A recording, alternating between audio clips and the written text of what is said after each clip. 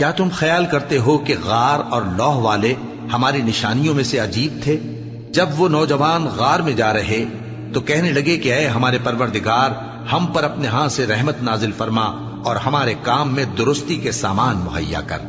تو ہم نے غار میں کئی سال تک ان کے کانوں پر نیند کا پردہ ڈالے رکھا، یعنی ان کو سلائے رکھا۔ پھر ان کو جگہ اٹھایا تاکہ معلوم کریں کہ جتنی مدت وہ غار میں رہے دونوں جماعتوں میں سے اس کی مقدار کس کو خوب یاد ہے۔ ہم ان کے حالات تم سے صحیح صحیح بیان کرتے ہیں۔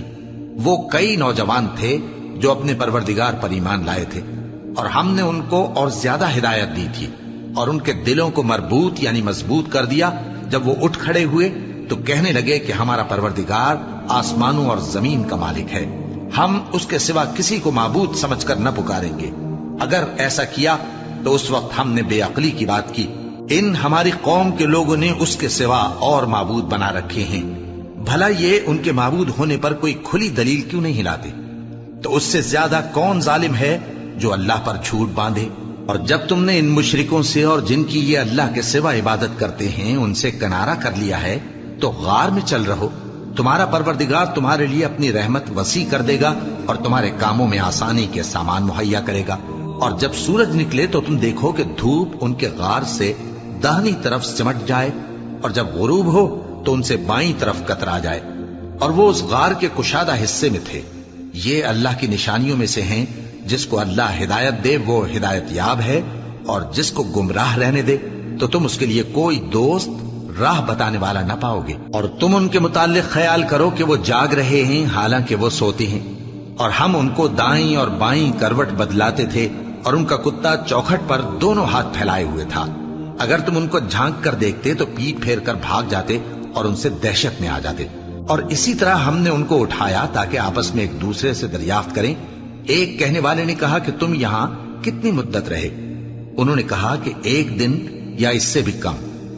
انہوں نے کہا کہ جتنی مدت تم رہے ہو تمہارا پروردگار ہی اس کو خوب جانتا ہے، تو اپنے میں سے کسی کو یہ روپیہ دے کر شہر بھیجو، وہ دیکھے کہ نفیس کھانا کون سا ہے تو اس میں سے کھانا لے آئے، اور احتیاط سے آئے جائے اور تمہارا حال کسی کو نہ بتائے۔ اگر وہ تم پر دسترس پا لیں گے تو تمہیں سنسار کر دیں گے یا پھر اپنے مذہب میں داخل کر لیں گے، اور اس وقت تم کبھی فلاح نہیں پاؤ گے۔ اور اسی طرح ہم نے لوگوں کو ان کے حال سے خبردار کر دیا تاکہ وہ جانیں کہ اللہ کا وعدہ سچا ہے، اور یہ کہ قیامت جس کا وعدہ کیا جاتا ہے اس میں کچھ شک نہیں۔ اس وقت لوگ ان کے بارے میں باہم جھگڑنے لگے اور کہنے لگے کہ ان کے غار پر عمارت بنا دو۔ ان کا پروردگار ان کے حال سے خوب واقف ہے۔ جو لوگ ان کے معاملے میں غلبہ رکھتے تھے وہ کہنے لگے کہ ہم ان کے غار پر مسجد بنائیں گے۔ بعض لوگ اٹکل پچو کہیں گے کہ وہ 3 تھے اور چوتھا ان کا کتا تھا، اور بعض کہیں گے کہ وہ 5 تھے اور چھٹا ان کا کتا تھا، اور بعض کہیں گے کہ وہ 7 تھے اور 8واں ان کا کتا تھا۔ کہہ دو کہ میرا پروردگار ہی ان کے شمار سے خوب واقف ہے، ان کو جانتے بھی ہیں تو تھوڑے ہی لوگ جانتے ہیں۔